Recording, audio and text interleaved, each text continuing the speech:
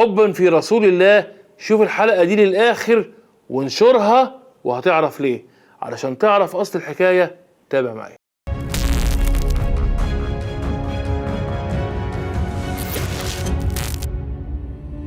يرجع النبي صلى الله عليه وسلم من الحج إلى المدينة، خلاص مش هيخرج منها تاني، ورجع متعب جدا. وأول حاجة يعملها يجمع الناس على المسجد وينادي سيدنا بلال: أيها الناس اجمعوا في مسجد رسول الله. ويجمع الناس كلهم ويقف النبي صلى الله عليه وسلم ويقول حاجة عجيبة قوي. وقف وقال: أيها الناس أشهدكم أني راض عن أبو بكر وعمر وعثمان وعلي وطلحة والزبير وسعد وعد العشرة المبشرين بالجنة، وراض عن المهاجرين والأنصار، فاعرفوا ذلك عني. اوعوا حد يجي جنب دول. وكرر رسول الله صلى الله عليه وسلم: فاعرفوا ذلك عني. أيها الناس أذكركم الله في أهل بيتي، أذكركم الله في زوجاتي. أيها الناس احفظوني في أصحابي، فلا يبلغني يوم القيامة أن أحدا منكم آذاني في أصحابي. اوعوا أصحاب رسول الله. وخد بالك بقى من الحتة اللي جاية دي علشان خطيرة جدا. واستكمل كلام رسول الله صلى الله عليه وسلم وقال: أيها الناس ارفعوا ألسنتكم عن المسلمين. ثم نظر النبي صلى الله عليه وسلم إلى الناس وقال: أيها الناس عرضت علي الأمم يوم القيامة، رأيت نبيا يأتي ومعه رجل، ورأيت نبيا يأتي ومعه رجلان، ورأيت نبيا يأتي ومعه الرهط، ثم رفع لي سواد عظيم. السواد ده جاي من سواد الشعر، ففرحت وقلت: أمتي أمتي. فقيل لي: لا، هذا موسى ومعه قومه، ولكن انظر إلى الأفق الآخر. فالنبي صلى الله عليه وسلم بيقول: فنظرت فإذا بسواد أعظم، وقيل لي: هذه أمتك ومعهم 70,000 يدخلون الجنة بلا حساب أو سابقة عذاب، فازددت ربي فزادني مع كل 1000 70,000. ويخلص النبي صلى الله عليه وسلم كلامه، ويبقى احنا كده خلاص فاضل على وفاة النبي 15 يوم. النبي دلوقتي 63 سنة، التعب بدأ يبان عليه جدا، وبدأ النبي على غير عادة يصلي السنن وهو قاعد. وطبعا الصحابة لاحظوا فسألوه: لما تصلي وانت جالس يا رسول الله؟ رد النبي وقال: من همي بالناس. ويدخل سيدنا عمر بن الخطاب على سيدنا رسول الله ويلاقي كام شعرة بيضة بدأت تظهر في شعر النبي. النبي كان شعره اسود لكن طلعت فيه كام شعرة بيضة. فيضحك سيدنا عمر مع رسول الله ويقول له: شبت يا رسول الله؟ رد النبي صلى الله عليه وسلم عليه وقال له: نعم يا عمر، شيبتني آية في سورة هود. فسيدنا عمر يخاف من كلام النبي صلى الله عليه وسلم ويقول له: آية؟ أي آية يا رسول الله؟ فيقول له النبي صلى الله عليه وسلم: فاستقم كما أمرت ومن تاب معك. النبي خايف من الآية دي وشيبته، واحنا بنقراها وفينا اللي ما يعرفهاش اصلا وعايشين كده. خلاص فاضل على وفاة النبي 15 يوم وتنزل اخر آية من القرآن: خلاص يا رسول الله مش هتشوف جبريل في الدنيا تاني، واتقوا يوما ترجعون فيه الى الله ثم توفى كل نفس ما كسبت وهم لا يظلمون. عشان تبقى الآية مناسبة جدا للحدث العظيم اللي هيحصل. وبمجرد ما تنزل الآية دي يفكر النبي طويلا ويسرح وكأن شريط حياته كله بيمر قدام عينه. غار حراء أول نزول الوحي عليه، عقبة بن أبي معيط وهو بيرمي أمعاء جمل على ظهره وهو بيصلي، حصاره هو وأصحابه في شعب أبي طالب، ولا لما راح الطائف واتضرب واترمى بالحجارة والدم خرج من رجله، ولا لما رفع إيده للسماء وقال: اللهم إني أشكو إليك ضعف قوتي وقلة حيلتي وهواني على الناس، ولا الإسراء والمعراج والأحداث الجميلة اللي حصلت فيها. علشان النبي صلى الله عليه وسلم يعرف إنه غالي عند ربنا، وإنه لو ما كانش غالي على أهل الأرض فهو غالي عند أهل السماء. ويوم حنين وهو واقف زي الأسد وبيقول: أنا النبي لا كذب، أنا ابن عبد المطلب. ويوم أحد العصيب وابن قمأ بيضربوا على خوذته وترشق الخوذة في وجه النبي صلى الله عليه وسلم ويتفجر وجهه بالدم، ويقولوا له الصحابة: ادعوا عليهم يا رسول الله. فيقول لهم: لا، إني لم أبعث لعانا ولكني بعثت رحمة للعالمين. ويدعي لهم وهو بيخر دم من وشه، ويقول النبي صلى الله عليه وسلم: اللهم اهد قومي إنهم لا يعلمون. ويوم ما رجع مكة وهو عزيز ويقول لهم: ما تظنون أني فاعل بكم، اذهبوا فأنتم الطلقاء. شريط ذكريات عظيم كل لحظة فيه بتقول النبي صلى الله عليه وسلم شاف إيه في حياته علشاننا. ويبتسم النبي صلى الله عليه وسلم لآخر آية نزلت من القرآن ويقوم يقف ويقول: أريد أن أزور شهداء أحد. ويخرج النبي صلى الله عليه وسلم لشهداء أحد ويقف في أرض المعركة اللي راح هناك وشافها وكأنه بيفتكر أحداثها واللي حصل فيها. ويقف النبي صلى الله عليه وسلم قدام شهداء أحد ويقول: سلام عليكم يا شهداء أحد، أنتم السابقون وأنا إن شاء الله بكم لاحق. أول مرة النبي صلى الله عليه وسلم يقول الجملة دي. ويرجع النبي من زيارة شهداء أحد ويبكي وهو راجع. فسأله الصحابي اللي كان ماشي معاه وكان اسمه أبو مويهبة وقال له لماذا تبكي يا رسول الله؟ فقال له النبي صلى الله عليه وسلم اشتقت لإخواني. فرد عليه الصحابي وقال له ألسنا إخوانك يا رسول الله؟ فرد النبي صلى الله عليه وسلم عليه وقال له لا، بل أنتم أصحابي، أما إخواني فقوم يأتون من بعدي يؤمنون بي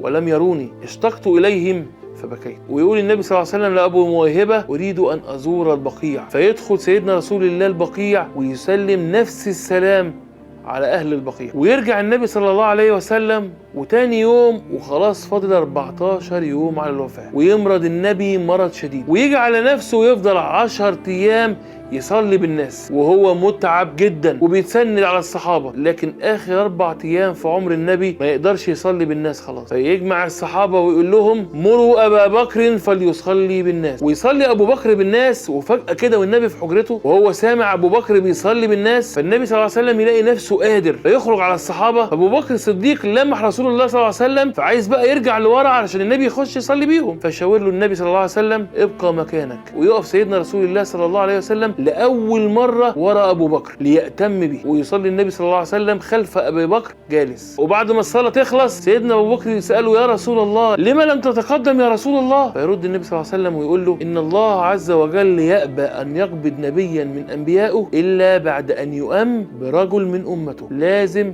أصلي مأموم علشان ربنا يقول لنا احنا ان دي رسالة لازم تكمل والدين باقي، وهيجي اللي يشيل الأمانة ويكمل الرسالة. دلوقتي بقى فاضل 3 أيام ويشتد المرض قوي برسول الله صلى الله عليه وسلم، وكان في بيت زوجته ميمونة، فينادي النبي صلى الله عليه وسلم على زوجاته بأدب كبير ويقول لهم أتأذنون لي أن أمرض في بيت عائشة؟ فقلنا أذنا يا رسول الله. كلهم وافقوا، شايفين النبي تعبان جدا وكلهم خايفين عليه. فأراد النبي صلى الله عليه وسلم إنه يقوم، ما قدرش، فجاء علي بن أبي طالب والفضل بن العباس ولاد عمه فشالوا النبي صلى الله عليه وسلم وطلعوه من بيت السيدة مأمونة زوجته إلى بيت السيدة عائشة. فالناس شافت لأول مرة النبي صلى الله عليه وسلم متشال، فطبعا الناس كلها قلقت وبدأ الخوف والرعب على النبي صلى الله عليه وسلم يزيد، وبدأ المسجد النبوي يتزاحم بالناس والناس كلها تتجمع. ماله رسول الله؟ إيه اللي حصل النبي؟ ويدخل النبي صلى الله عليه وسلم بيت السيدة عائشة، وبدأ النبي صلى الله عليه وسلم يقول لا إله إلا الله إن للموت لسكرات. النبي صلى الله عليه وسلم بيقول الموت متعب قوي، امال احنا هنقول ايه؟ وتقول السيدة عائشة رأيت النبي يتصبب عرقا وكلما مسح العرق ازداد، فتقول السيدة عائشة فمسكت ايد النبي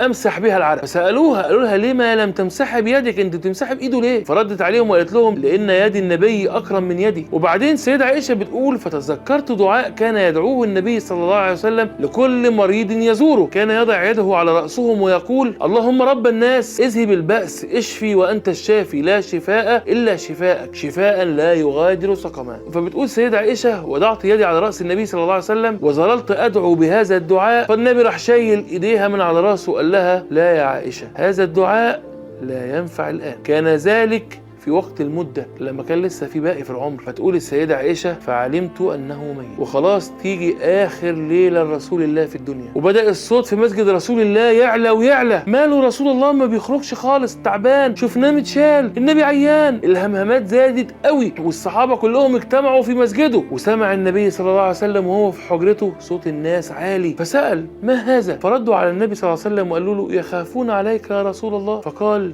احملوني إليهم. فأراد النبي أنه يقوم، المرة دي ما قدرش، فبدأوا يجيبوا قرب من الماء يصبوها عليه علشان يفوق ويقدر يقوم. صبوا عليه 7 قرب من الماء حتى قال النبي صلى الله عليه وسلم حسبكم حسبكم فوقت خلاص. فحملوا النبي صلى الله عليه وسلم وخرجوا بيه من حجرة السيدة عائشة إلى منبر رسول الله، ويقف على منبره علشان تكون آخر كلمات لرسول الله في الدنيا وتكون الوصية الأخيرة لأمته. صعد النبي صلى الله عليه وسلم على المنبر فسكت الناس. اسمع بقى وكأنك قاعد تحت رجليه هناك والنبي صلى الله عليه وسلم واقف قدامك على المنبر دلوقتي. وقال النبي صلى الله عليه وسلم أيها الناس وكأنكم تخافون علي، أيها الناس موعدكم معي ليس الدنيا، موعدكم معي عند الحوض، والله لكأني أنظر إليه من مقامي هذا، أنا شايف الحوض دلوقتي. أيها الناس والله ما الفقر أخشى عليكم ولكني أخشى عليكم الدنيا، أن تنافسوها كما تنافسها من قبلكم فتهلككم كما أهلكتهم. أيها الناس إن عبدا خيره الله بين الدنيا وبين لقاء الله فاختار لقاء الله. محدش في الصحابة فهم مين العبد ده، الوحيد اللي فهم حبيب رسول الله سيدنا أبو بكر، فبدأ يبكي بحرقة وصوته بدأ يعلى تعالى، لدرجه انه قام وقف وهم من عاداتهم محدش يقاطع النبي ابدا، فوقف سيدنا ابو بكر وقطعه وقال له فديتك بابي، فديتك بامي، فديتك بولدي، فديتك بمالي، فديتك بكل ما املك. فالناس اتضايقت من ابو بكر، ازاي تقاطع النبي؟ وبداوا ينهروه ويقولوا له اقعد اقعد. فالنبي صلى الله عليه وسلم قطع خطابه وقال ايها الناس دعوا ابا بكر فما منكم من احد كان له علينا من فضل الا وكافأناه به الا ابا بكر، لم استطع مكافأته فتركت مكافأته الى الله عز وجل. كل الابواب تغلق الا باب ابا بكر. كان كل بيوتهم محوطه بمسجد النبي، وكل بيت من البيوت ليها باب بيفتح على المسجد. فالنبي صلى الله عليه وسلم امر ان كل الابواب تغلق الا باب ابا بكر، لا يغلق ابدا، باب مفتوح لحد النهارده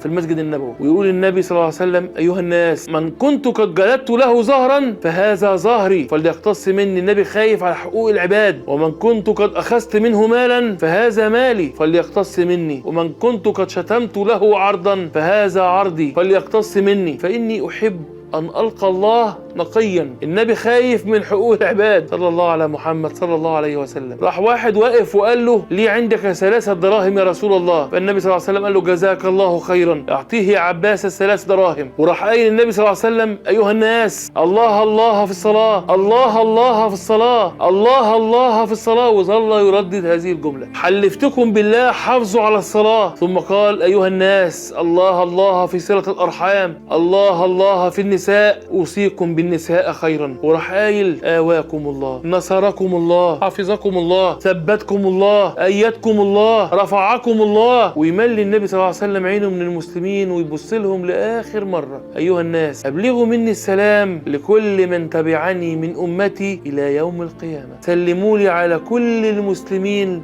ليوم القيامة وعليكم السلام يا رسول الله. وينزل النبي صلى الله عليه وسلم من على منبره لآخر مرة خلاص، وعاد إلى بيت السيدة عائشة، دخل في حجرة السيدة عائشة تاني، وتدخل عليه بنته السيدة فاطمة بالليل. وكان من عادته الجميلة إنه يقف لما تدخل عليه ويحضنها. المرة دي ما قدرش، فقال لها ادنوا مني يا فاطمة، فوشوشها فبكت بحرقة. وبعد كده راح موشوشها تاني فضحكت. لما بعد كده سألوها قال لك ايه؟ قالت لهم في الأولى قال لي إني ميت الليلة فبكيت بحرقة، أما في الثانية فقال لي أنت أول أهل بيتي لحاقا بي، فضحكت. دنيا مين هم؟ ولا هممهم الدنيا ولا بيفكروا فيها. وتيجي صلاة الفجر في آخر دقايق للنبي صلى الله عليه وسلم في الدنيا، ويصلي أبو بكر بالناس، ومرة واحدة وبدون مقدمات يقدر النبي صلى الله عليه وسلم يقوم لوحده، فتح الستاره بتاعت باب غرفته اللي بتطل على المسجد واللي محدش بيدخل منها ابدا الا هو. وبمجرد ما يفتح يشوف ابو بكر واقف قدامه وبيصلي، والاف في المسجد بيصلوا وراه، كل متجمع عشان خايفين على النبي. الناس من خوفها على الرسول بايتين في المسجد، محدش بيمشي، والكل طبعا واقف بيصلي. ويبتسم النبي صلى الله عليه وسلم اخر ابتسامه ليه في الدنيا. الصحابه بيقولوا بمجرد ما لقيناه فتح الستاره وخارج حسينا بوجوده وفرحوا فرح عظيم. النبي واقف لوحده ومحدش بيسنده. بيقولوا فكدنا نخرج من الصلاه فرحا برسول الله، فاشار الينا رسول الله صلى الله عليه وسلم ان مكانكم، فصرنا نسترق النظر الى وجه النبي، كل واحد بيبص على النبي صلى الله عليه وسلم. وبيقولوا والله وكأن الشمس طلعت علينا. صلاه الفجر بيبقى الضوء خافت، الصحابه بيقولوا والله وكأن الشمس طلعت علينا، نور النبي صلى الله عليه وسلم نور كل المسجد. وبيقولوا والله لم نرى رسول الله اجمل ولا انور ولا اضوأ من هذا اليوم. ثم دخل النبي صلى الله عليه وسلم خلاص لحجرته، وعند شروق الشمس يوم الاثنين 12 ربيع الاول تقول السيده عائشه رضي الله عنها وضعت رأس رسول الله بين سحري ونحري، ودخل ملك الموت. وتقول فرأيت رسول الله صلى الله عليه وسلم يرفع ايده الى السماء ويقول بل الرفيق الاعلى، فعلمت انه يخير بين ان يبقى في الدنيا والخلد فيها وبين لقاء الله. ورسول الله يكرر بل الرفيق الاعلى، بل الرفيق الاعلى. تقول مرة واحدة ثقلت رأس رسول الله، رأسه تقلت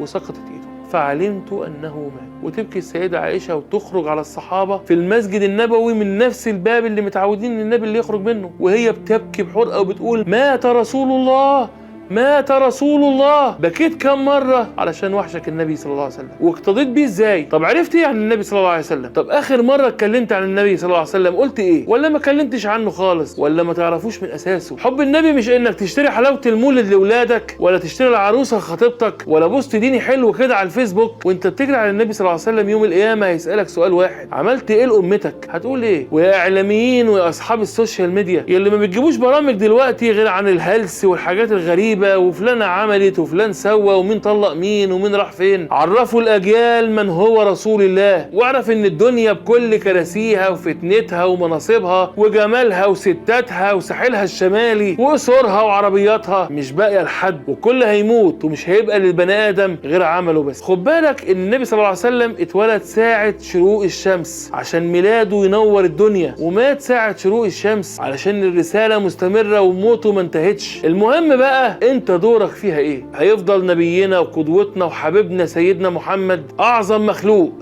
مهما اختلف العصر. وقول ورايا: اللهم صل على محمد الى ان يأتي النصر.